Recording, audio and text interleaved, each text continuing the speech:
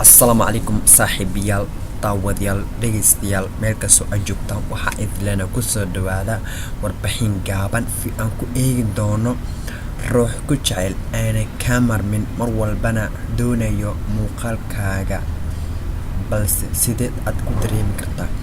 tabinta diyaarinta soo jeedinta waa anigoo ah saaxiibkeeni xuseen maxamuud xuseen yare kuma dheera masar kama dege balse magacaasi waa liski ilaabay fadlan barnaamijka hadaad ku cusub tahay subscribe saar ambalka fur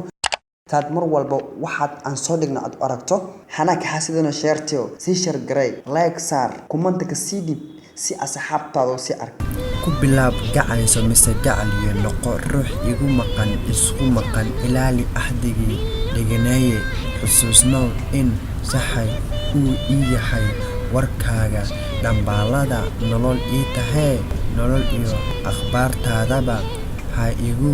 ilayni jacaylka hana iga bixin balanti in aan darta u hanabanahay qalbigaaga geli yaanan weyni warkaaga iyo hasaawiheeni allah jacaylkan dhabsana dhaqaqtibiyaha qad dhulka taako iyo qoraxdii dhalannimo gaadiidka mid aan dhici dhaqso hore u soo raac dhoof nooli kulantee dhaqso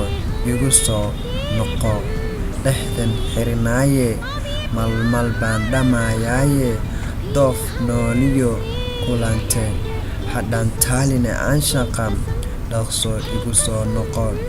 xabiibtii mise xabiibi allah jacaylka naxariis badana